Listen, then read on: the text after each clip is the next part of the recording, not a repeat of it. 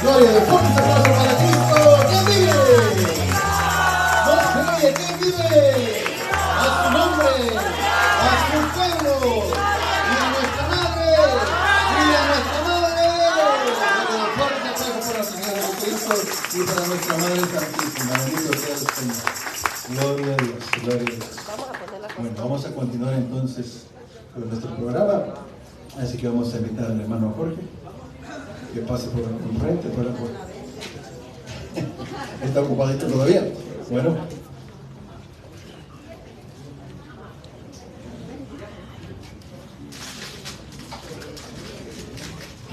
mientras llegue entonces vamos. Aquí estoy. Gloria a Dios. Bueno.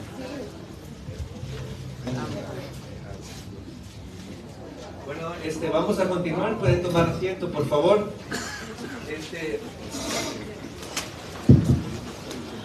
Vamos a escuchar a los hermanos, a los que nombraron moderadores de los grupos, para que nos vengan a compartir un poco a qué conclusión llegaron y cómo fue la vivencia, ¿verdad?, de la plática, aparte de la comida que estuvo bien rica, y ahí quizás la mayoría vamos a estar de acuerdo. ¿verdad? Así que pase representante del grupo 1, representante del grupo 2, representante del grupo 3, representante del grupo 4 y representante del grupo 5. Démosle un aplauso para que se animen los hermanos.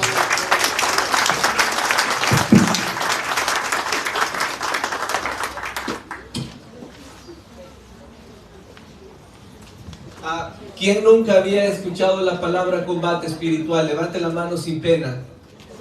Muy bien. Léanse el Catecismo de la Iglesia Católica desde el literal 2000 al 2015 y ahí lo van a entender mejor. Desde 2000 al 2015. Dice que sin combate espiritual no hay santidad. Sin renuncia no hay progreso espiritual. El servicio cristiano tiene que pasar por la cruz, ¿verdad? Entonces vamos a ver, ya está el número 1 aquí.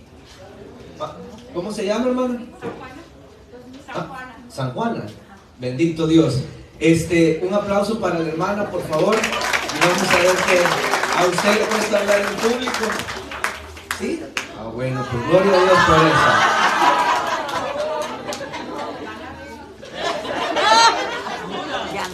Bueno, la pregunta número 1 es: ¿qué es la espiritualidad?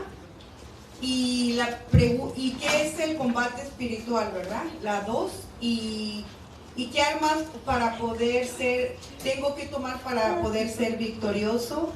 Y la tercera, ¿qué es el progreso espiritual y cómo lo vivo en mi discipulado?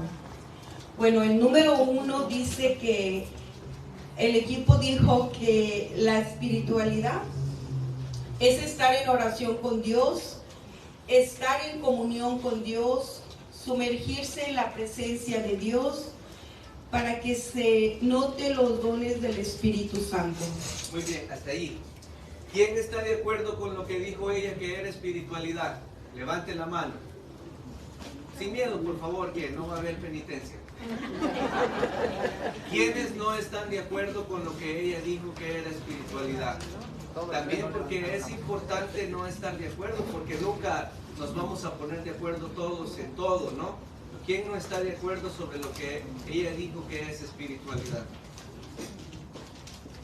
Gracias, Señor, porque todos somos uno en la hermana Sor Juana.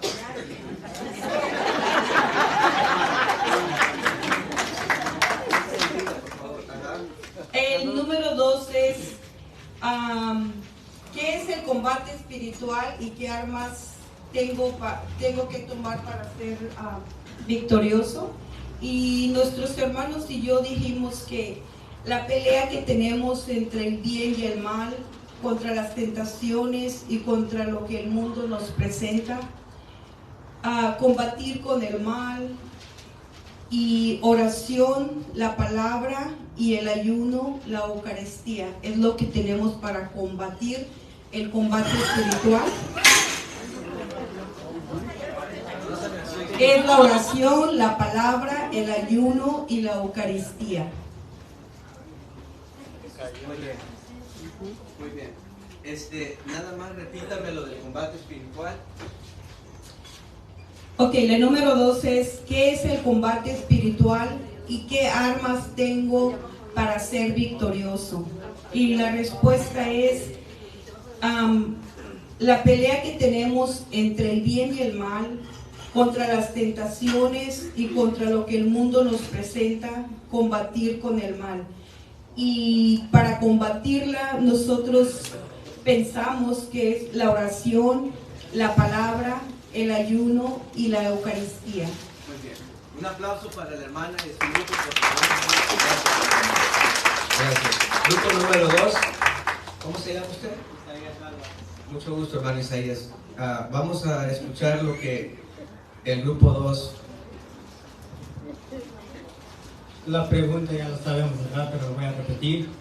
¿Qué es la espiritualidad? Para nuestro grupo que compartimos es que sabemos que Dios es espíritu y nos da su espiritualidad para encontrarnos con Él, y descubrimos que cuando llega la espiritualidad en nuestra vida nos damos cuenta que Dios es amor, Dios es alegría y produce en nuestra vida y cambia nuestra vida cómo hemos venido y podemos encontrar en la espiritualidad con Dios.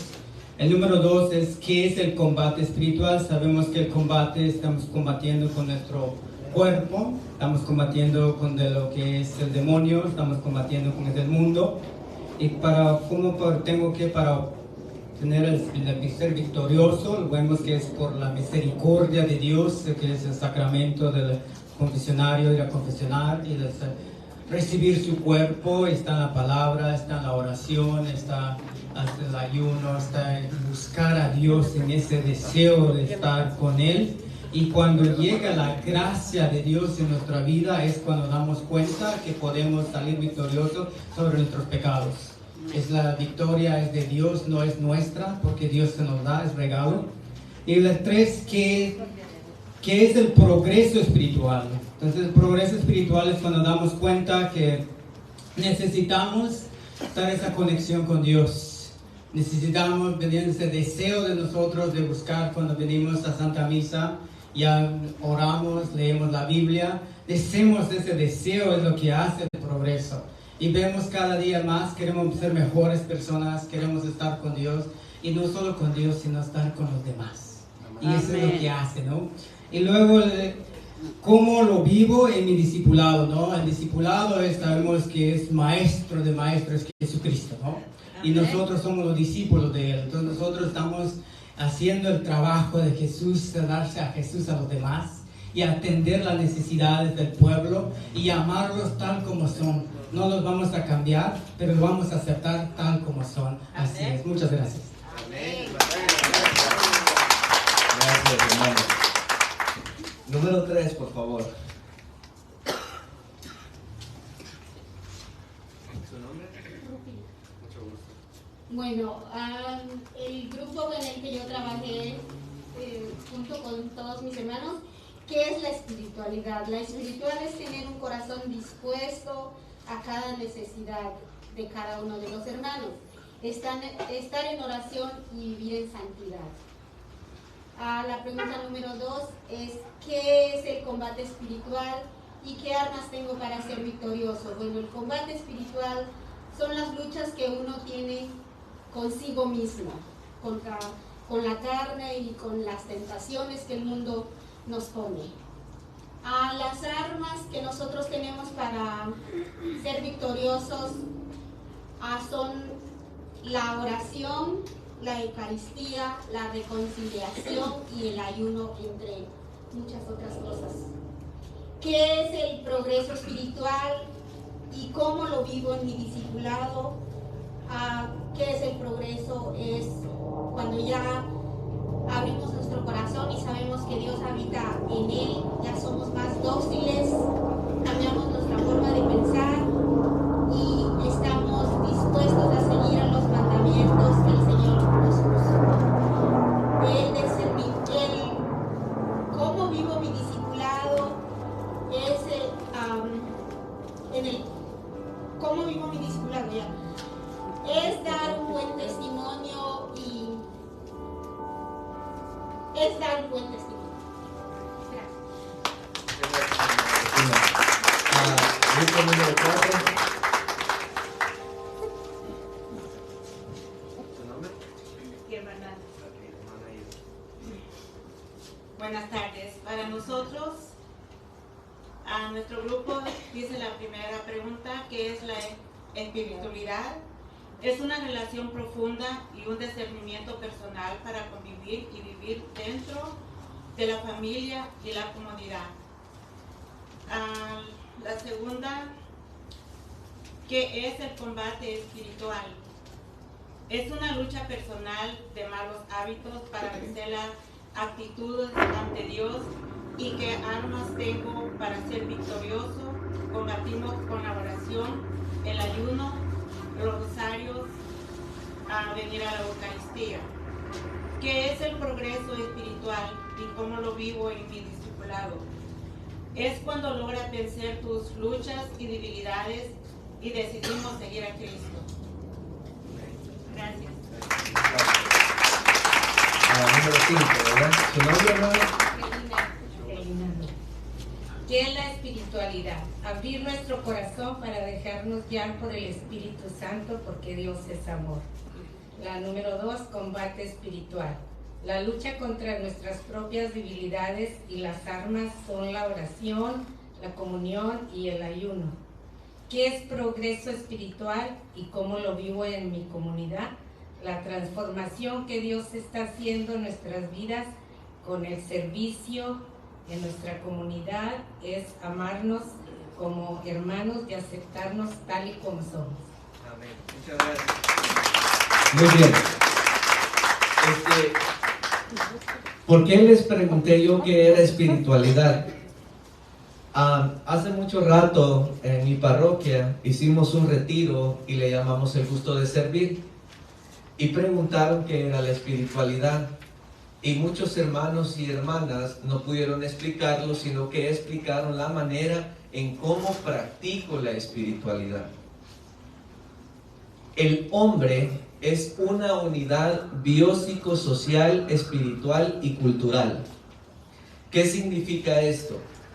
¿Por qué decimos que el ser humano, para no abarcar, porque cuando decimos hombre, se entiende que dentro de esa palabra también está la mujer, ¿verdad?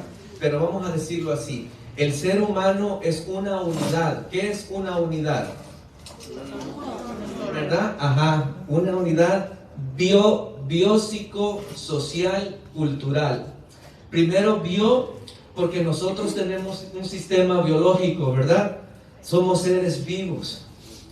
Psico, porque fuimos dotados de un alma, y de un alma que es inmortal, ¿verdad? Biopsico social, social porque fuimos creados para vivir en grupo. En el plan perfecto y original de Dios de la familia, nadie nace sin un padre carnal, y nadie nace sin la unión de un hombre y de una mujer, ¿verdad? Excepto Jesús, porque es Dios. Pero de allí nosotros decimos que de la unión de dos seres, un hombre y una mujer, nace otro ser. El niño en el vientre, o la semilla plantada en el vientre de la mujer antes de nacer, ya tiene 9 meses de vida en el vientre de la que lo acogió, de tal manera que a través del cordón umbilical la mamá establece una relación con el nonato. Y es tan perfecta la creación de Dios que dicen, la mujer desde que concibe comienza a amar al ser que lleva en su vientre. La mujer que es madre natural, ¿verdad? Porque ahí sabemos que hoy hay madres que no son naturales, y vemos en las noticias ahí cuántas personas están en favor del aborto, cuántas niñas van a dejar o dejan tirado a sus niños en los basureros, y vemos cuánta desnaturalización hay en el ser humano. Entonces la criatura trae ya la relación con la mamá, y la mamá la ama. Cuando la niña o el niño nace, ya a los brazos del papá también, que es papá natural y que es un padre responsable. La madre comienza a amar al niño desde su vientre. El padre comienza desde que tomen los brazos al bebé o a la bebita y comienzan a crear familia y a vivir familia. Entonces, nuestra familia es nuestro primer grupo social, y por eso nosotros somos sociales, porque somos seres creados en relación. Para nacer necesitamos de 2. Bueno, y a lo mejor pudiéndolo decir así en fe, de 3, porque Dios da el hálito de vida, ¿verdad? Y Dios nos hizo a nosotros, porque por fe creemos que somos seres creados, no somos hechos seres a nosotros mismos, sino que hay una creación. Por eso somos sociales. Y después les decía, espirituales, y aquí viene la espiritualidad es la parte en mí que Dios me ha dotado para yo ser trascendente, y que me diferencia de los animales irracionales. Por ejemplo, yo soy un animal racional, y me hace diferente a un animal irracional que podría ser un perrito o una perrita. Porque yo tengo trascendencia. ¿Y qué es la trascendencia? La capacidad que Dios me ha dado para conectarme con Él. Esa es la espiritualidad, la parte integral en mí que me da la capacidad de conectarme con Dios. En este caso, mi espiritualidad creció y nació de mi encuentro con Cristo. Entonces yo vivo y yo practico mi espiritualidad dentro de las enseñanzas de Jesucristo, y por eso me llaman cristiano. ¿Estamos claros hasta ahí? ¿Verdad? ¿Y por qué cultural? Porque no podemos obviar de que cada quien viene de una parte geográfica de la tierra, a la que nosotros le llamamos pueblo, le llamamos rancho, le llamamos ciudad, y le ponemos nombre a esas ciudades. Y dentro de mi familia, donde yo he crecido, mi familia geográficamente ya ha tenido una casa, ya ha tenido un vecindario, y dentro de esa pequeña comunidad de seres hay maneras de hacer comida que no se dan en otro lado. Por ejemplo, el mole. El mole, yo lo he escuchado que el mole es poblano, pero también he escuchado que hay mole oaxaqueño, ¿verdad? Y está rico también. Entonces, pero el mole oaxaqueño lo hacen a la manera del estado de Oaxaca o las personas que lo... Esa es cultura. Y la comida es expresión de cultura. Como lo mismo el mole poblano, ¿verdad? Que lo hacen a la manera de Puebla y está rico también. Cuando en la mañana yo me estaba comiendo mi tamal con pan, alguien que estaba sentado en mi mesa metió su tamal en el pan y a eso le llaman guajolota. ¿Sí sabían? Sí, pues yo ya sabía, desde hace poco me enteré, ¿verdad? Y me dijeron, alguien que me lo explicó, de que eso viene culturalmente del DF. Así me lo explicaron a mí, que es meter el tamal en el pan francés y comérselo así, ¿verdad? Pues esa es cultura, que en diferentes partes hay maneras de expresarse, tanto como en la comida, como en los dichos.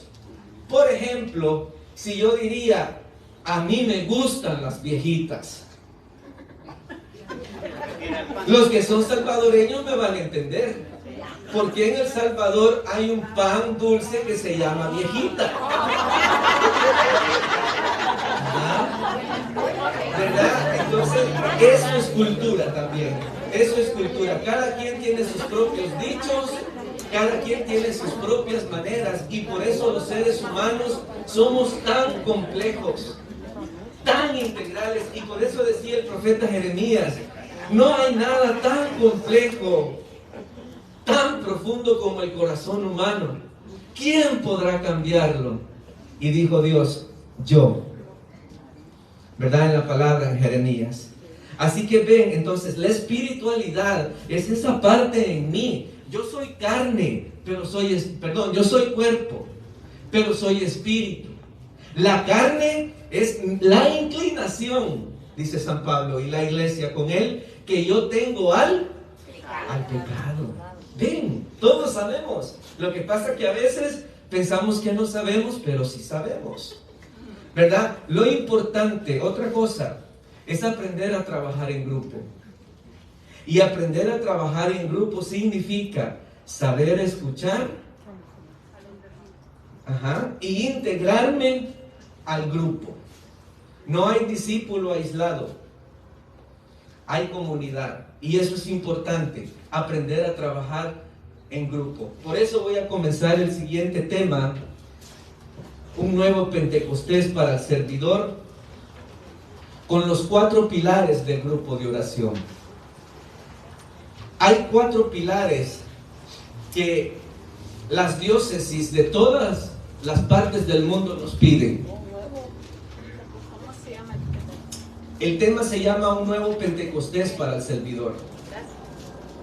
Y quiero comenzar con esto. aquí hay un documento que se llama Los Grupos de Oración de la Renovación Carismática. Y por orden del arzobispo Gómez lo hizo el padre Roberto Rueda. ¿Quién lo conoce al padre Roberto Rueda? Él hizo ese documento y se llama Guía para los Grupos de Oración. Y él ahí también maneja los 4 pilares donde se debe formar a cada miembro de un grupo de oración. El primer pilar es la espiritualidad. Cuando yo hago un retiro, hermanos, mi propósito del retiro es que las personas tengan un encuentro personal con Cristo, ¿verdad? El que le llaman querigma. Y a partir de ese encuentro personal con Cristo, nazcan a una vida nueva. Y a ellos les llamamos iniciados o recién nacidos espirituales. Entonces, a esas personas, como iglesia y como grupo, nosotros estamos llamados a formarlos espiritualmente, porque nacen a la vida en el Espíritu. Ojo, yo recibo el Espíritu desde que soy bautizado. ¿Ya oyeron ustedes el chiste del padre y las 2 carismáticas? Estaban 2 hermanitas carismáticas muy fervorosas y venía el cura de la parroquia y le dice: padre, oremos por usted para que reciba el Espíritu. Y les dijo el padre: ¿pero cómo? Si yo el Espíritu desde el bautismo lo recibí. Padre, le dijo la otra, entonces oremos para que se le note. ¿Verdad? Es diferente que yo tengo el Espíritu a que el Espíritu me tenga a mí. San Pablo en Gálatas capítulo 5 dice: dejen de capítulo 5, ya vamos a ver el versículo porque lo vamos a ver. Dice: déjense conducir por el Espíritu. Y después habla de los frutos del Espíritu, de los frutos de la carne y de los frutos del Espíritu. ¿Verdad? Entonces, nosotros tenemos el Espíritu y el Espíritu tiene que ser desarrollado. Y el Espíritu tiene que ser animado. Y el Espíritu tiene que ser desarrollado. Cuando uno sale de un retiro de iniciación y ha tenido un encuentro con Jesucristo, uno nace con un entusiasmo, con una emoción tan grande que si uno a un poste se encuentra, al poste le quiere decir: Dios te ama. Porque uno sale con eso, y cuando uno comienza a vivir la oración, uno hace mucho movimiento, porque cuando el Espíritu comienza a derramar los dones, haga de caso que uno es como un potrillo que nunca ha sido montado, o una potra que nunca ha sido montada. ¿En qué aspecto? En que, dígame usted a lo mejor antes de un retiro, ¿verdad? Y que en ese retiro usted vivió un encuentro con Cristo, y que en la hora de la efusión del Espíritu Santo, usted es bautizada en el Espíritu Santo. Amén. Y entonces, bautizada en el Espíritu Santo, ¡pum!, se me activan todas mis antenas espirituales. Y yo, ya conscientemente como adulto, ya conscientemente como una persona de vida recorrida, en mis 30, en mis 20, 40 o 50, o 60 o 70, o por qué no en 80 también, yo ya voy a experimentar en plenitud lo que es el Espíritu Santo cuando me toma Él a mí. Y yo le digo: ven Espíritu Santo, y ahora tú tenme a mí. Por eso nosotros celebramos Pentecostés, no para recordar lo que vivieron la primera comunidad, sino que también para recordarme que esa promesa es para vivirla yo también y experimentarla. Entonces yo voy con eso y yo comienzo a orar y yo tiemblo y yo lloro. Y entonces, como iglesia, la iglesia está en la obligación como madre y maestra de formarme. Y los grupos de oración, los líderes, los hermanos mayores en la fe, en vez de ser obstáculo en el crecimiento de los recién nacidos espiritualmente, están en la responsabilidad de, con paciencia, ir dándoles formación, ¿verdad? Y que el espíritu es paz, el espíritu es dominio propio. Cuando yo voy avanzando en mi oración y cuando yo voy avanzando en el descubrimiento del dinamismo del Espíritu Santo en mí, yo voy obteniendo control y dominio propio siempre. Yo no me voy a quedar siempre en que, quémame espíritu, quémame.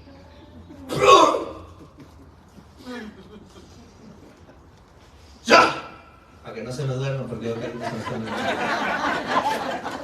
yo tengo que avanzar, ¿verdad? Y de repente ya con los años le voy a decir, quémame Espíritu Santo, quémame. Pero el quemón va a ser menos en la emoción y más en la profundidad del alma. Yo no sé si a usted le ha pasado esto algún día, que se ha ido al Santísimo sin ganas de orar, pero usted llega porque sabe que es la fuente de la vida, ¿verdad? Usted se sienta, llega y como Santa Teresa de Ávila, aquí estoy, Señor. Le garantizo por experiencia propia y personal que cuando usted se va hasta con un color diferente de piel, porque el Señor ha obrado en usted y ha visto el esfuerzo que usted ha hecho por llegar ahí, y Él le da vida. Y mire, si usted llegó ansioso, usted se va relajada. Si usted llegó cansada, el cansancio se quedó.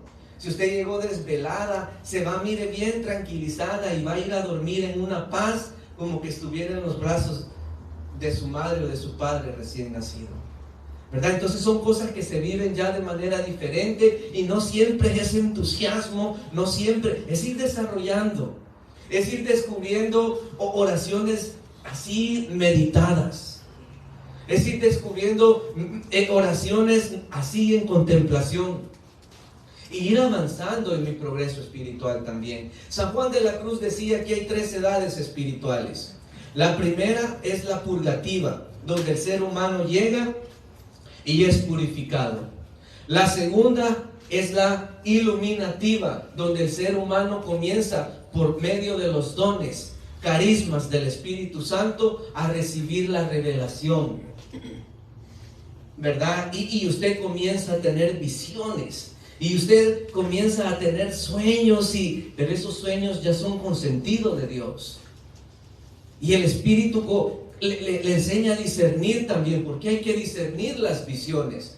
No me vaya a venir usted como una de esas hermanitas que me encuentro en un retiro de Santa Bárbara y me dice, hermano Jorge, tenga cuidado con aquella. Esa tiene el demonio. Eso fue el viernes en la noche. El sábado como a mediodía me dice la otra hermanita, hermano Jorge,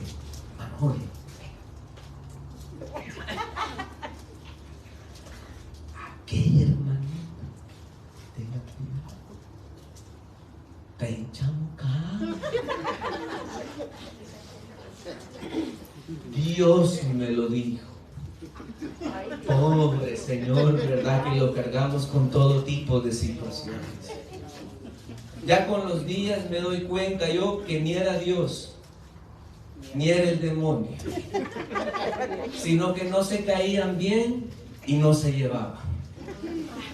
Y lo que tenían era un problema humano que necesitaba ser limpiado y perdonado.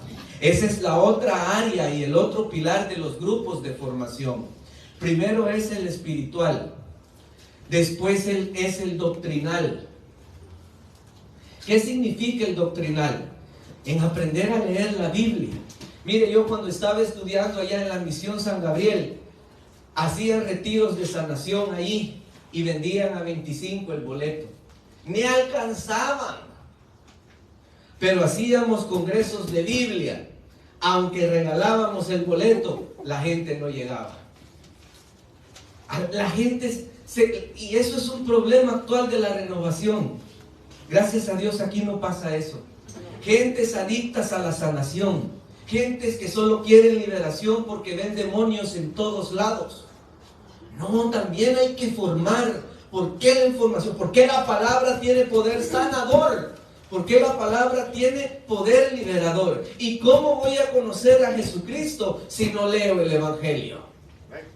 Y luego, ¿cómo voy a interpretar la palabra si la palabra necesita ser interpretada? Cada texto en su contexto.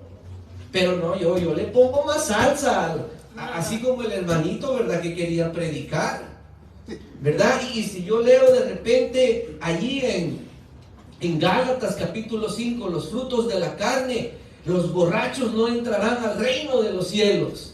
Y dicen que los carismáticos tienen fama de que les gusta de repente, ¿va? No los de aquí, los de otro lado. Y entonces puede venir un hermanito que lee la palabra literalmente y lo va a condenar contra condenar y le va a cerrar la puerta de los cielos. Se lo va a cerrar el hermano fundamentalista bíblico, pero no se lo va a cerrar Dios. La segunda carta de Timoteo en el 2:4 dice de que la voluntad de Dios es de que todos los seres humanos se salven y lleguen al conocimiento de la verdad.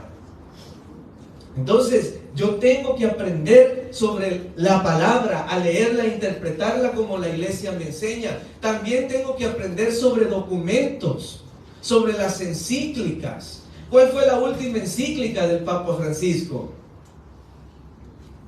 Exactamente la que todos y todas están pensando. ¿Cuál fue el último de los documentos de la Comisión Episcopal de los Obispos de los Estados Unidos? ¿Verdad? ¿Sabían ustedes que hay un documento de los obispos de los Estados Unidos que se llama Colaboradores de la Viña del Señor? Y que también ese documento usted lo encuentra gratis en Google y ahí dice que todos necesitamos ser formados en estas 4 áreas que les estoy diciendo. Y todos somos llamados a trabajar en la viña, sabiendo que una es la vid y nosotros somos, ¿verdad? Entonces yo tengo que conocer, tengo que saber también qué es pecado social. Que si yo pudiendo votar no lo hago, yo necesito confesarme. Sí. O sea, tener ese compromiso social también, en que yo debo ser con el pobre, con el favorecido. Y yo me acuerdo que en nuestros países habían dicho, indio, pata rajada. Y se le decía así bien despectivamente a los aborígenes de aquí. Y yo he mirado, ¿sabe? Yo trabajo con comunidades oaxaqueñas y he mirado a algunos hermanos oaxaqueños todavía que se sienten muy marginados y muy excluidos por parte de mismos paisanos mexicanos de otros estados. Que no se diga de los norteños, ¿verdad? Entonces son realidades y situaciones que se viven. Entonces yo estoy llamado a conocer la doctrina de la iglesia porque creo en la Santísima Trinidad. Los testigos de Jehová y los pentecostales, algunas denominaciones de ellos, no creen en la Santísima Trinidad. ¿Cómo explicar la Santísima Trinidad? ¿Cómo explicar que María es Madre de Dios y Madre nuestra? ¿Cómo explicar que María aún después del parto es virgen? ¿Cómo explicar los grandes misterios de la fe? ¿Cómo explicar ahora el matrimonio en el plan creacional de Dios, del hombre y mujer? Si es que miren, la agarran en contra de la iglesia, la agarran en contra del sacramento. Y antes de que hubiera iglesia católica, antes de que hubiera sacramento, ya se entendía que la familia eran 2. Y la sexualidad para la fecundidad. Y la agarran con nosotros. Y lamentablemente muchos de nosotros no podemos responder. Y como dice San Pedro, no podemos dar razón de nuestra fe. Luego la liturgia, la misa. Llego a misa. Ya. Bueno, ustedes no, otros que yo conozco. Ya. Aquel día que estábamos en misa, había un señor así, miren. Y la señora de almohada se tenían los dos dormidos en la misa. Y entonces dígame usted, si yo no entiendo la misa, ¿cómo la voy a disfrutar?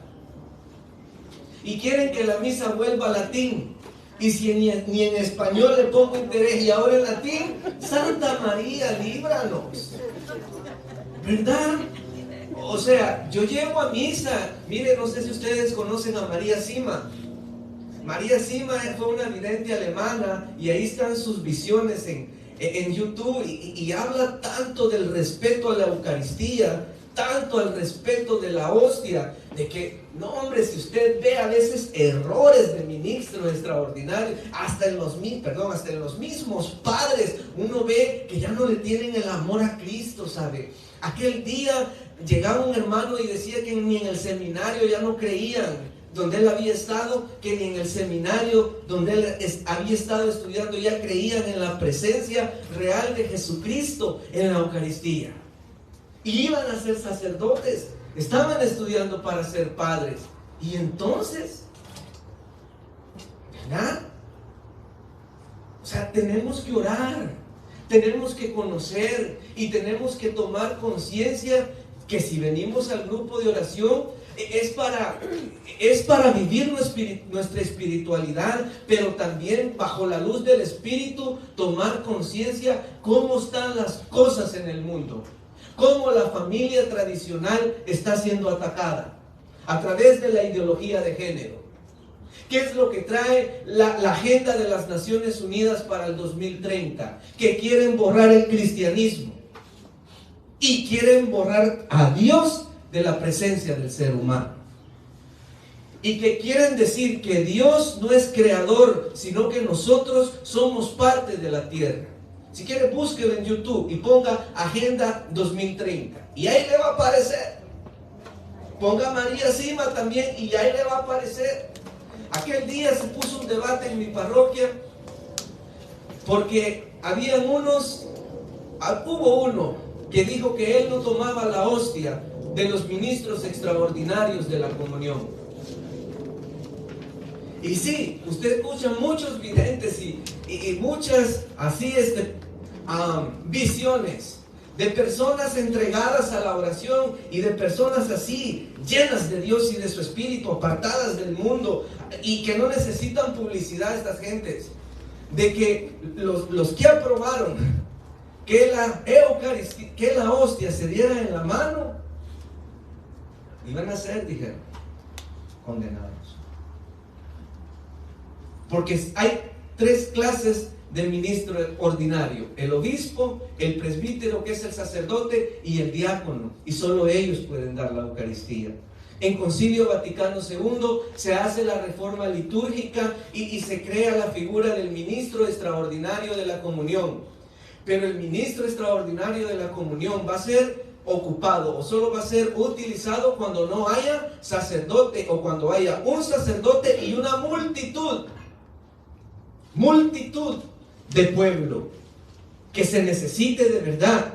Pero aquí a veces, no lo he visto yo, ¿verdad? Unos hermanos dijeron, hay parroquias donde el padre celebra la misa, consagra las especies, se sienta y a los ministros extraordinarios pone a dar la Eucaristía también, ¿verdad? Entonces, fíjese, son debates profundos, pero hay que crear conciencia y hay que crearse un criterio también, bajo la luz del Espíritu y del magisterio de la Iglesia. El otro punto es la formación humana. Y eso lo explicó muy bien el sacerdote, su párroco. Es su párroco, ¿verdad? El que les dio la primera. Se los explicó muy bien. Yo soy frágil, hermanos. Y sobre esa fragilidad trabaja Dios y trabaja el Espíritu. Yo soy limitado. Dígame usted, hombre, ¿cómo yo voy a perdonar a quien le ponga granadas a mi hermano enfrente de mí y toda mi familia y lo estalle en la calle? Y no me dejen ir a recoger los pedazos de mi hermano. ¿Conocen ustedes al cardenal Gregorio Rosa Chávez, de El Salvador? Él fue la mano derecha de Monseñor Romero. Entonces él vino a un congreso de educación religiosa de los que dan en Anaheim. Y él dio el tema de que sin justicia no hay perdón. Y después él llamó, si había personas sobrevivientes, los que son salvadoreños, si había personas sobrevivientes del conflicto armado. Y pasó una señora que dio ese testimonio, que enfrente de ella y de su, llegó la Fuerza Armada, ahí al caserío donde ella vivía. Los que son de México les voy a decir rancho, ¿verdad? Que son pueblos dentro de montañas o pueblos así apartados de ciudades. Llegó la Fuerza Armada y comenzó a sacar a todas las familias. Y comenzó a apartar a hombres. Y entre los jóvenes, a ella, a su hermano le tocó, no sé por qué, eso sí no me acuerdo o no lo dijo, de que lamentablemente lo agarraron los soldados, le pusieron dinamita y lo estallaron enfrente a ellos. Y no les permitieron ni siquiera recoger los pedazos. Dijo la muchacha, la señora, dijo, tenía 11 años yo, y desde ahí prometí que me iba a ser guerrillera e iba a matar a los soldados, dijo. Pero cuando conocí a un sacerdote que nos venía a dar catecismo al pueblo, comencé a conocer del amor de Dios. Y como a los 18 o 19, aún con un corazón lleno de odio, comencé a estudiar la fe a través de la catequesis. Me hice catequista, pero le estoy hablando de esos catequistas, no como los de aquí, que venimos en el carro, si hay, ¿cómo se llama? Calor, aire acondicionado, si hay frío, calentón, y vamos a las aulas también, tenemos el café. No, le estoy hablando de catequistas que van a catequizar a montañas o a lugares donde ni hay caminos todavía. Fíjese, pero allí conocí el amor de Dios, dijo ella, y a través de la fe y de la gracia y del poder del Espíritu Santo, yo pude perdonar a los asesinos de mi hermano. Dígame usted si es fácil. Eso no es fácil para cualquiera, y que Dios nos libre a mí y a ustedes de una situación así. De una situación así. Pero entonces esa fragilidad, esa humanidad que yo traigo, los hombres que nos crían en la promiscuidad. Usted me dijo que era salvadoreño, ¿verdad? De Chalate, ¿verdad? De La Paz. No sé si escuchó usted un dicho en El Salvador, que entre más mujeres tengas, más hombre eres. Sí, lo escuchó. A mí me lo decían mis tíos, mis abuelos y mis primos mayores, ¿verdad? Entonces parece chistoso, pero ¿a qué te van enseñando? ¿A qué nos van a enseñar? A ser promiscuos. A ser promiscuos. Si alguien tal vez ya tuviera los valores del reino, si alguien tuviera principios cristianos, me diría, no, eso no es así. Eso no es ser hombre. Eso no es ser hombre. Al contrario, vas a ser juzgado por eso, ¿verdad? Entonces, si uno, mire, cuando te quedabas con tu abuelita, pórtate bien, porque si no, Dios te va a castigar si te portas mal. Pues la abuelita fue su primera maestra de catequesis. Su abuelita fue su primera teóloga y le enseñó que Dios castiga. Y usted creció pensando que Dios es castigador. Viene Jesucristo, la segunda persona de la Santísima Trinidad, se encarna en el vientre inmaculado de María Santísima, nos da la revelación que Dios es Abba, que Dios es amor, nos da la parábola del hijo pródigo. Y yo todavía pienso que Dios castiga. Y hay muchas personas del pueblo, e incluso hay muchas personas ya con compromiso comunitario, que tienen un rostro equivocado de Dios, de Cristo, y que no conocen al Espíritu Santo. Dele gloria a Dios, porque usted dice, ven Espíritu Santo, sopla Espíritu Santo, invoquen, Padre, invoquen al Espíritu Santo, porque miren, en la fragilidad humana, Jesús da el mandato, pero la fuerza para cumplirlo lo da el Espíritu Santo. La fuerza que usted no tiene, se la va a dar el Espíritu Santo, no solo para que usted entienda la predicación de Cristo, sino que también para que usted la ponga en práctica. Porque Dios ya sabe que nosotros somos débiles. Si no, mírenme, vámonos a la palabra para que vean que no es invento mío. Hechos de los Apóstoles, capítulo 1.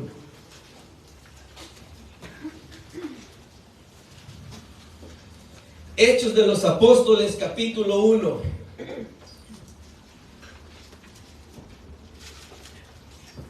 Versículo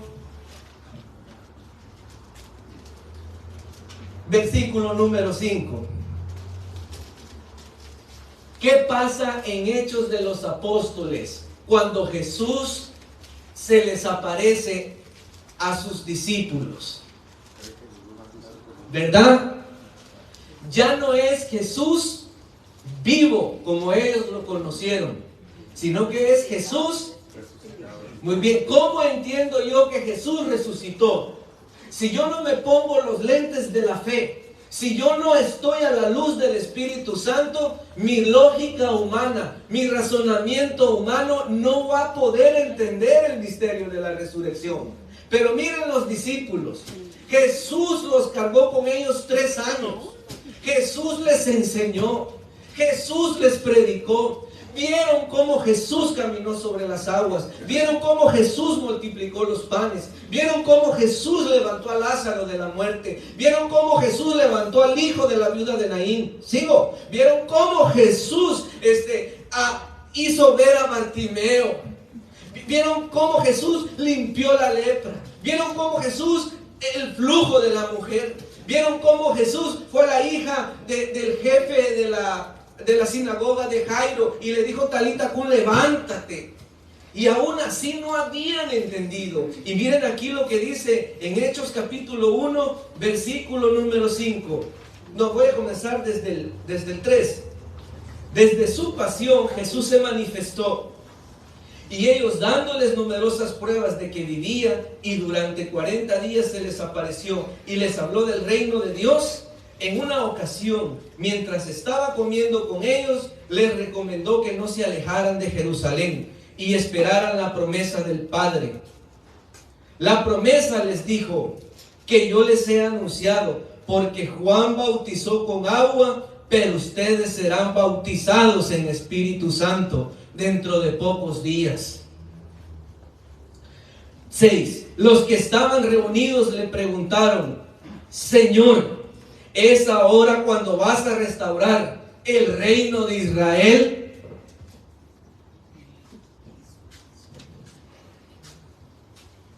Si yo hubiera sido Jesús, y pues no lo soy, ¿verdad? Pero yo, cuando me preguntaron: ¿vas a instaurar el reino de Israel? Yo me hubiera quedado así, mire, pi, pi, pi, pi, pi, como el Chavo del 8. Una chiripiolca espiritual. ¿Por qué? Ya Jesús resucitó y todavía no habían entendido la misión de Jesús. Hacerle esa pregunta: ¿es ahora cuando vas a instaurar el reino de Israel? Ellos creían en un Jesús como en una especie de líder que iba a restaurar el poder de Israel, como en el tiempo del rey David, que era una potencia militar, una potencia económica y una potencia cultural que influía en otras naciones. Ellos pensaban que Jesús era un liberador, pero a la especie de un liberador del mundo. Algo así como el subcomandante Marcos, ¿verdad? Algo así como el Che Guevara. Algo así como Mahatma Gandhi. Pero no le entendían. Y eso es lo que a veces, hermano, nos pasa en nuestras comunidades. No entendemos lo que Jesús nos quiere decir. Y por eso mencionamos a Jesús, pero caminamos sin Él. Y a veces somos pero tan imprudentes, que queremos decirle a Dios cómo tiene que ser Dios. Y nos enojamos con Él como el hijo bueno de la parábola del hijo pródigo. Es que todos piensan que ese es un mensaje de amor. Es que todos piensan que ese es un mensaje que estaba llamando, que les estaba diciendo, miren qué bonito. Y quizás nosotros pensamos que cuando los fariseos y los maestros de la ley que estaban escuchando a Jesús en la parábola del hijo pródigo, estaban llorando. ¿Saben qué? Les estaba saliendo roncha. ¿Saben qué? Se estaban así de seguro enojados, porque Jesús les estaba diciendo que ellos estaban en el papel del hijo que se sentía bueno. Y que por eso hasta le dijo al padre cómo tenía que comportarse. Es que tú, ese tu hijo que despilfarró sus bienes. Y mira, yo que he estado contigo. Algún día voy a tener la oportunidad de venir a predicarles la parábola del hijo pródigo, como la explica la iglesia. No solamente en la figura del hijo del que se va, sino que del hijo del que se queda. ¿Saben quién paga la fiesta? El toro gordo. Sí, ¿quién lo paga? El cordero, el encebado, ¿quién lo paga? ¿Quién lo paga? El hijo mayor, el que se queda con él, lo paga, porque el papá cuando divide los bienes ya no tiene bienes. Y esa es la gran cólera del hijo mayor, en el sentirse mejor. Por eso dice, hay fiesta en el cielo con un solo pecador que se arrepiente, que por 99 justos. Porque el justo se siente el macho men. Porque el justo se siente ya allí la Lady Gaga. Porque el justo piensa que suda agua bendita. ¿Sabe hasta qué tenemos que cambiar, hermanos? Hasta en la manera de mirar. Mire, fuimos a otro retiro de esos que para la gloria de Dios hemos hecho. Había una señora que cuando estaba la alabanza, así alababa, mire. Así, reggaetoneando. Así alababa ella. Y ponían la alabanza y vámonos al reggaetón. Y así alababa. Pero a través de los 3 días de retiro la tocó la palabra. Pero seguía alabando a Dios así. Después de la gran operación que ya no puedo bailar reggaetón. Discúlpenme para los reggaetoneros si lo estoy haciendo mal. Pero así ella lo hacía, mire. Dio su testimonio y dijo que ella era de puro nightclub. Y desde que ella tiene conciencia, a ella le ha gustado el baile, en especial el reggaetón. Y por eso ella alababa a Dios así, como que bailara reggaetón. Pero mire, la tocó el Señor y la señora llegó a la comunidad que había hecho el retiro. Y en la comunidad la señora, miren, ni viendo a la derecha ni viendo a la izquierda, sino que viviendo su fe de iniciada. Y alabando siempre así al Señor, pero como les digo, sin ver a la derecha y sin ver a la izquierda. Pero comenzaron las santas del ministerio. Esas que sudan agua bendita. Esas que cuando uno llega por primera vez a una comunidad, se le quedan viendo así de... Y hasta el tamal que me comí en la mañana me van a ver, porque no me ha hecho digestión todavía. Y así lo escanean a uno, de arriba para abajo. Pues esas santas comenzaron a escanearla a ella. Y a las que llegaban al grupo de oración con sus maridos, al marido, doble Nelson aquí en el brazo, venga, sepárese. Una llave así, y con la mano para acá, para que el esposo no volviera a ver al lado a la señora. Fíjense, esto es chistoso, ¿verdad? Pero lleva una enseñanza moral por dentro. La crítica.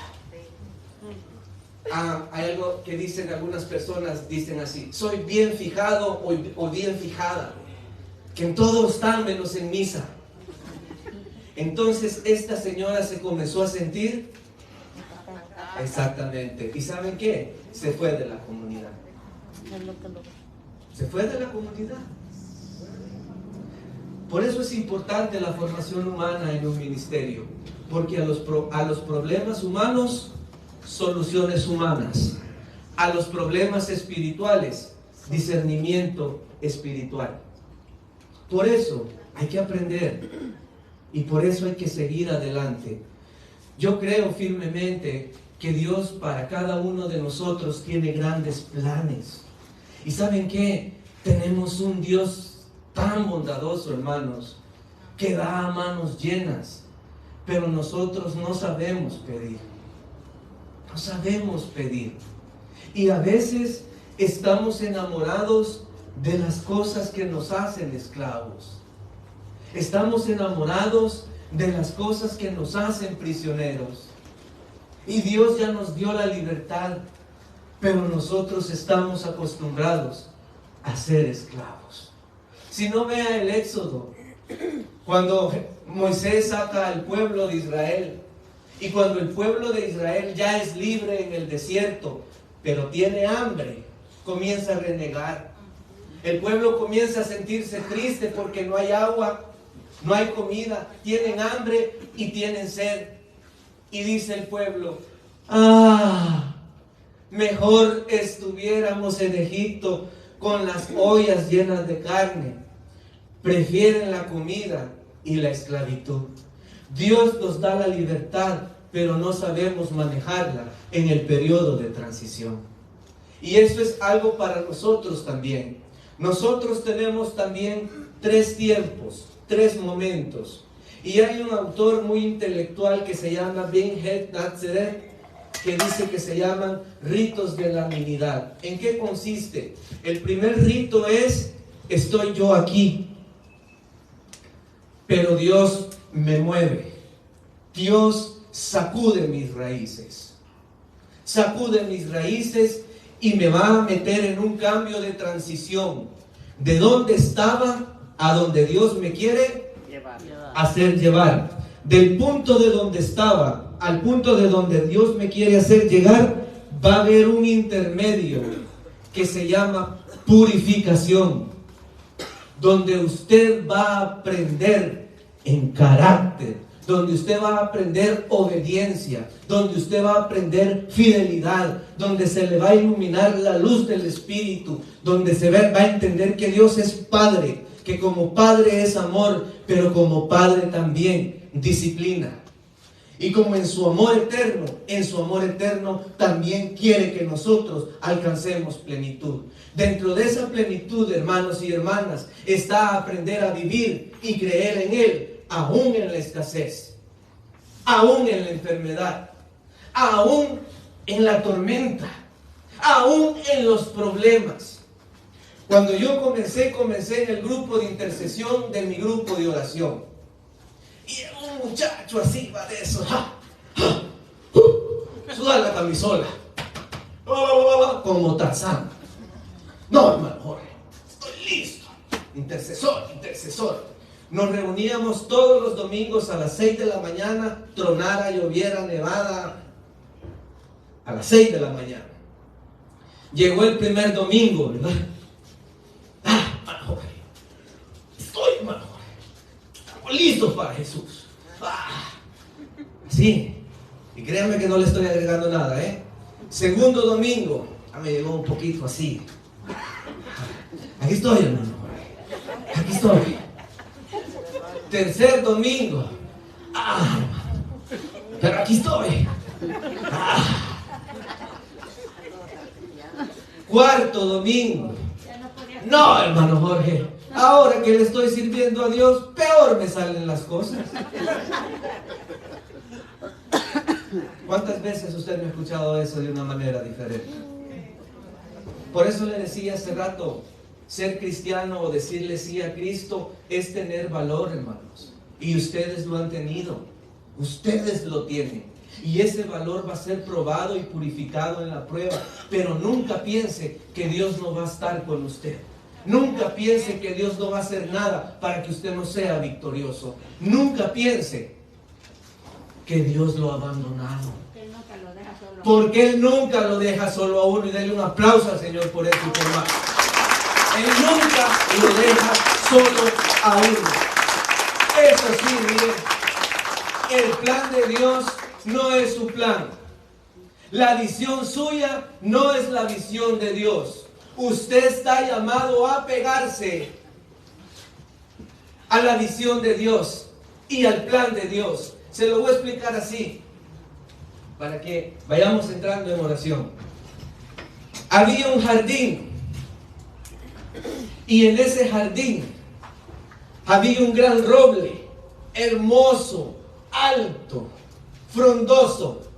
El roble más hermoso que usted podía haberse encontrado en un jardín, con unas ramas hechas así, como el mejor pintor o el mejor arquitecto.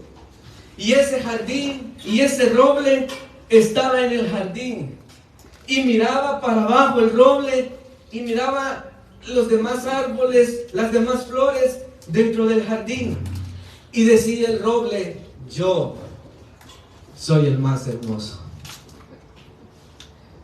Se lo puede decir en buen michoacano. ¡Iren!, decía el roble, hasta los pajaritos se vienen a posar en mis ramas. ¡Iren!, decía el roble, hasta las personas me buscan para cobijarse bajo mi sombra.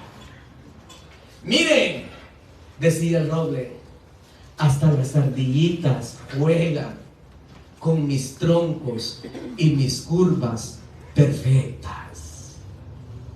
¡Ah!, decía el roble, el sol sale para mí. Y se creía el mero mero, el único, narcisista, el roble. Llegó el dueño del jardín, se paró enfrente del roble y se le quedó viendo. Ven, dijo el roble, hasta el dueño del jardín viene a admirar mi belleza. ¡Qué hermoso soy! Y sacaba el pecho así, y se pavoneaba. ¿Sabe? ¿Conoce esa palabra, pavonear? Como el pavo real cuando saca sus plumas, ¿verdad? Y se pavoneaba el roble. Al segundo día llega el dueño del jardín y se le queda viendo de nuevo. ¡Miren! ¡Miren! Les dije, el dueño del jardín viene aquí por mí. A usted está interesado en mí. Ah, soy el preferido. Soy la única. Al tercer día llegó el dueño del jardín con un hacha de este tamaño. Miren, dijo el roble, hasta quiere ponerme más hermoso. Me quiere hacer ver más esbelta quizás el roble, ¿verdad? Viene el dueño del jardín y le dice al roble: te voy a cortar. ¡Ah! ¿Cómo es posible? Si yo soy único, si yo soy bello, si yo soy hermoso, si me creaste, ¿por qué me quieres cortar? ¡Pum! ¡Ah! El roble. ¡Pum! El dueño del jardín. ¡Pum! ¡Ah! ¡Me duele! ¿Por qué yo? No, no es justo. ¿Por qué yo? El roble. Y el dueño del jardín. ¡Pum! ¡Pum! ¡Pum! Y de repente el roble ¡ah! Cayó. Pero cuando cayó y tocó suelo, el roble gritaba, el roble blasfemaba, el roble se enojaba y le decía: ¿por qué me creaste? ¿Por qué me hiciste esto? ¿Por qué, si me creaste como roble, me sembraste? ¿Por qué me estás cortando? ¿Y por qué estás cambiando mi alegría de verme hermoso en verme así botado? Y el dueño del jardín sacó una sierra, hermanos. Una sierra. Y el roble: no, no te quiero. ¡No te quiero! Y el dueño del jardín al roble lo partió por mitad. ¡Ah! ¡Ah! El roble peleando así, gritándole. Enojado el roble, así sí, que si lo hubiera querido tumbar al dueño del jardín, tumbarle la sierra, el hacha, se la hubiera tumbado. ¡Ay! ¿Por qué tanto? ¡Ay! ¡Ya no aguanto! ¡Jim! Y lo cortó y lo partió por mitad. Pero ¿sabe qué? El dueño del jardín comenzó a hacer canaletas en los troncos del roble. Vino y con sumo amor levantó las canaletas y la comenzó a llevar pieza por pieza a un vertiente de agua que nacía, pero el agua estaba estancada. Y a través de la canaleta el dueño del jardín la puso en el vertiente y el agua del vertiente comenzó a correr por el roble que ahora era un canal y la dirigió a tierra seca, a tierra infértil, a donde no había vida. Y el agua que brotaba del vertiente se traspasó por todo el canal del roble. Y el agua comenzó a darle vida a la tierra. Y en la tierra comenzó a nacer pasto. Comenzó a nacer vida. Y comenzaron a llegar los animalitos a alimentarse. El dueño del jardín observaba. Y el roble lloraba y lloraba. Pero cuando el agua iba pasando sobre él, siendo un canal, vio que daba vida. Y que su primera situación siendo roble era hermoso, era bello, pero aún era más bello siendo canal, porque ahora ya no solamente daba sombra, sino que daba vida, y vida en abundancia. Dios es el dueño del jardín, y nosotros los seres humanos, el roble. Así sí que usted está pasando ahorita por problemas, si usted está pasando ahorita por momentos de dificultad, es porque Dios la está cortando. No, yo soy el coordinador del grupo de oración. Te voy a cortar. No, Señor, es que aquí los chicharrones truenan como yo quiero. ¡Ja! Te voy a cortar. No, si es que nadie ora como yo, te voy a cortar. No, si es que yo soy el coordinador de Alfa y Omega, te voy a cortar. No, si es que soy ministra extraordinaria de la comunión, si es que el Padre tiene tanta confianza en mí que solo yo y Él tenemos acceso a la cuenta de la parroquia en el banco, te voy a cortar. No, es que se me quedó viendo mal y no me saludó. Y a lo mejor el coordinador, la hermana, ya necesitan lentes como yo porque no miran. Te voy a cortar. No, es que ahora te estoy sirviendo en cuerpo, en alma. Te voy a cortar. No, es que yo soy servidor de la renovación carismática.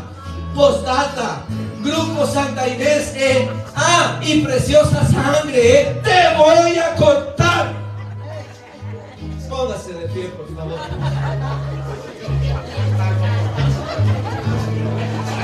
Te voy a cortar, dice el Señor. Pero esto tiene un propósito más grande y un propósito mayor. Que usted y yo demos más fruto. Que usted y yo alcancemos la plenitud en la fuerza del Espíritu y en la gracia santificante que Dios derrama sobre nosotros, su cuerpo, su iglesia, sus hijos y sus hijas. Usted es hija de un gran rey, usted es hijo de un gran Dios, y hay planes extraordinarios para usted, para este equipo, para este grupo. Te voy a cortar, dice el Señor. Pero tú, Señor, permaneces conmigo y me das la fuerza para entender tu plan. Y a través del Espíritu Santo, que ya lo tengo, Señor, pero hoy quiero invocar al Espíritu Santo para que el Espíritu Santo me tenga a mí, Señor.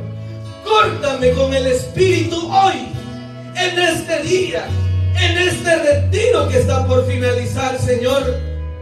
Yo te pido que te muevas y que derrames este Espíritu Santo para entender quién soy, dónde estoy y para dónde voy. Escuchen esta alabanza, por favor. Hoy te necesito tanto, quiero saber qué quieres de mí.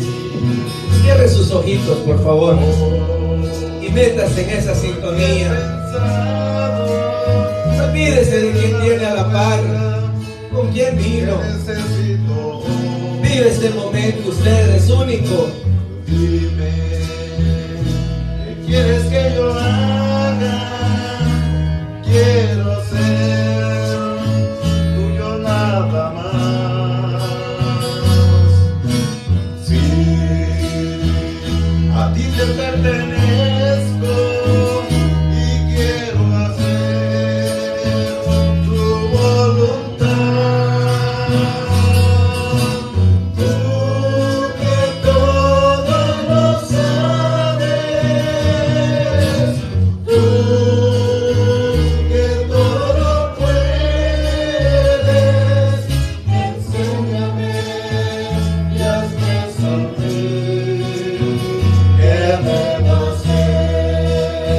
San Pablo en Gálatas capítulo 5 versículo 16 dice: yo los exhorto a que se dejen conducir por el Espíritu de Dios, y así no serán arrastrados por los deseos de la carne, porque la carne desea contra el Espíritu y el Espíritu contra la carne. Ambos luchan entre sí. Ya he recorrido mucho y estoy cansado de tanto caminar. Tú dices, si estás cansado, ven a mí, yo te haré descansar. Sí, enséñame el camino, que en la verdad quiero vivir. Tú que todo lo sabes, tú que todo lo puedes, enséñame y hazme sentir qué debo hacer. Guíanos, Espíritu Santo, en esta oración que vamos a hacer. Condúcenos y muévete en nosotros.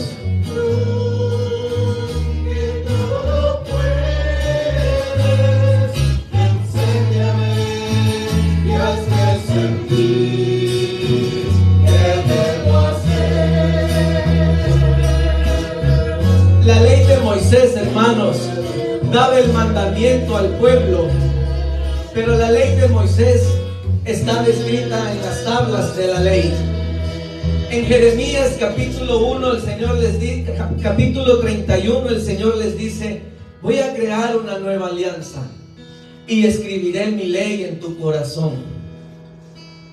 En otras palabras, la ley decía claramente cuál era el mandamiento, pero el pueblo no tenía la fuerza para cumplirlo.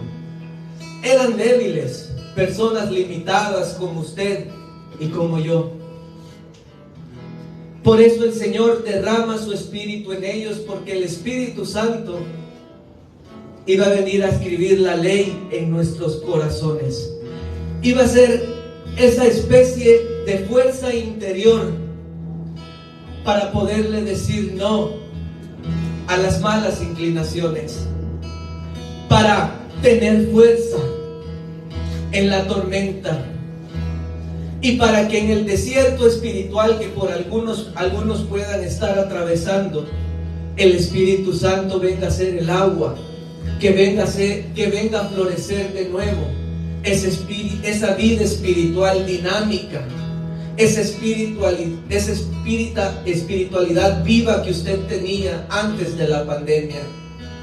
Por eso yo te invito a que conmigo clames: muévete, Espíritu Santo, muévete en nosotros, haz morada en nosotros. Sabemos que te tenemos desde el bautismo, pero ahora tennos a nosotros. Espíritu Santo, muévete en nosotros, muévete en mí, Espíritu Santo, muévete en mí, tócanos, abrázanos.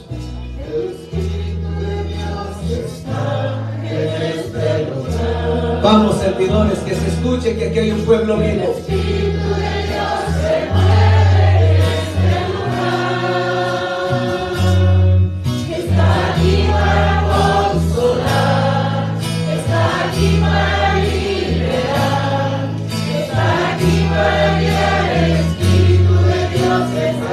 Levante sus manos si gusta y no se me distraiga. Vive este momento.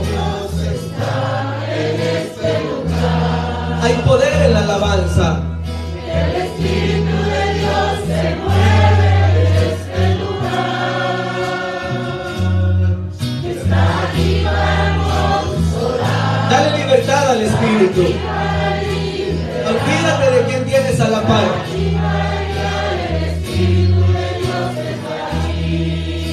En el nombre de Dios digamos todos: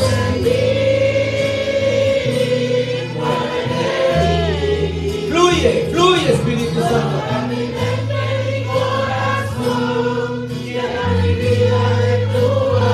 Muévete en nosotros, como te movías en la creación sobre las aguas,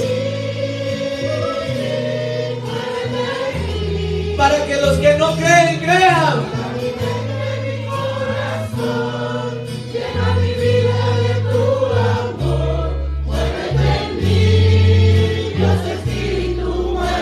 Para los que no oran, fluya en ellos la oración. Para los que vienen tristes, con problemas, fluya en ellos la templanza y la fortaleza. Para los que se sienten secos y tibios, fluye, Espíritu Santo.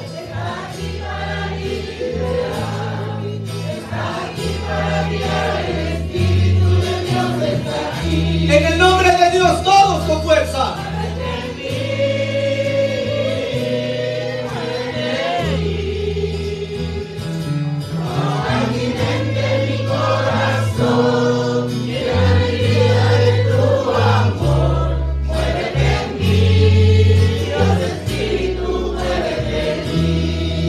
Deséalo, deséalo.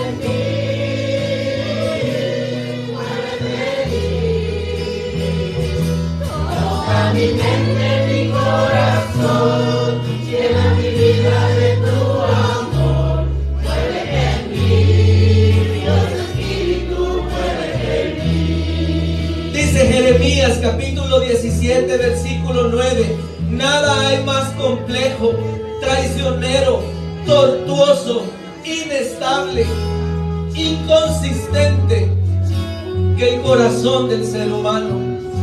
¿Quién podrá cambiarlo? Tú, Espíritu Santo. Por eso ven a moverte en las emociones que me embriagan. Ven a moverme, Espíritu Santo, en esta sequedad. Tú conoces mis días y conoces mis noches. Tú conoces mi oración constante y que a ti clamo por fuerza y por fortaleza, Espíritu Santo. Muévete en mí porque tengo miedo. Muévete en mí tristeza. Muévete en mí porque me siento triste, porque me siento sola, porque me siento que soy un palo seco. Ven a derramar el fuego, ven a derramar el agua y que corran en mí los ríos de agua viva que Jesús le dijo a la samaritana. Derrámate, Espíritu Santo, derrámate en este pueblo, en esta comunidad, en mis hermanos y en mis hermanas, en la mujer que su corazón ahorita está teniendo una batalla dentro de ella, en la mujer que en este momento está sintiendo nudos en su garganta, porque no quería venir, pero tú tienes un plan para ella, Señor. En el hombre que dijo que son muchas horas, en ese, Señor, muévete y que goce de las delicias de vivir en tu gracia, Espíritu Santo. En los que están cansados, en los agobiados, muévete, Espíritu Santo. En los que son traicionados y traicionadas, en los que vienen con grandes conflictos en sus mentes y en sus corazones, muévete, Espíritu Santo.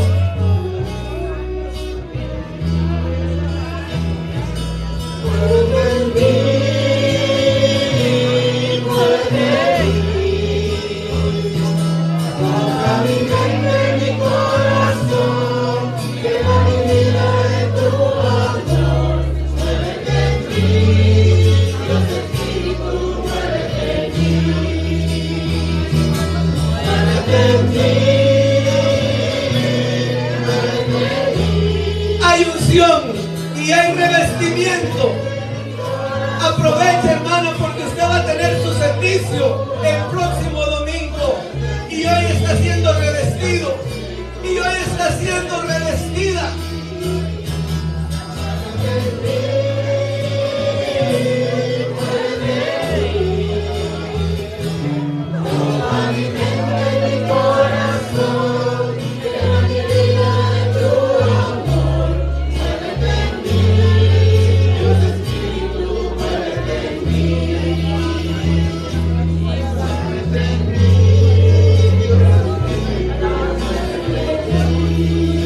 Isaías capítulo 11, versículo número 1.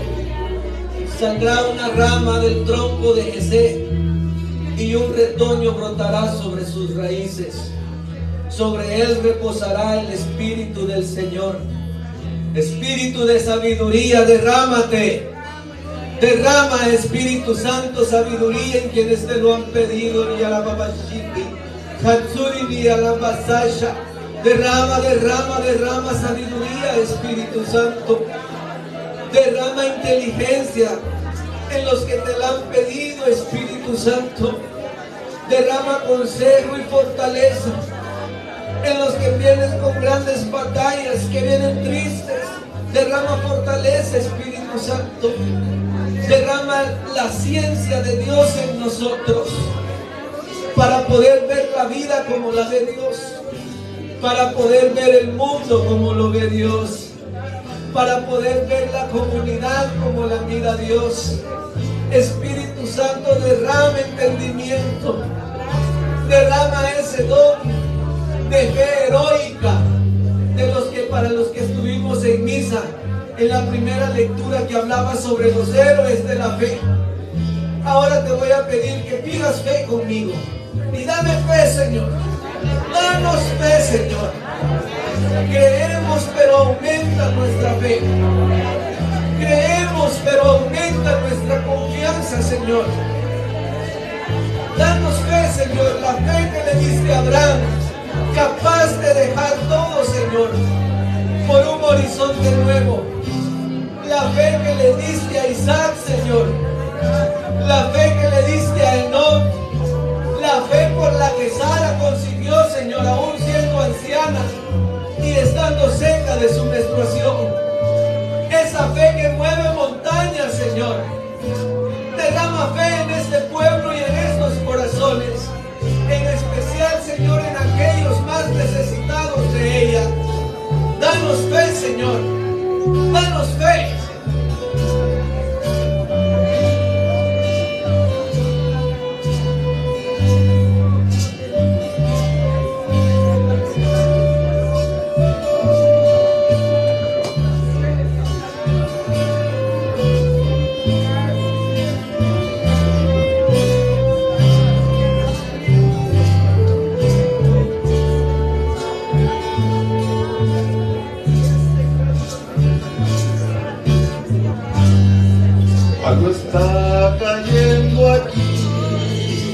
los dones del Espíritu. Es tan fuerte sobre ti. Mis manos levantaré. Y su gloria tocaré. Algo está cayendo aquí. Reciban de Dios.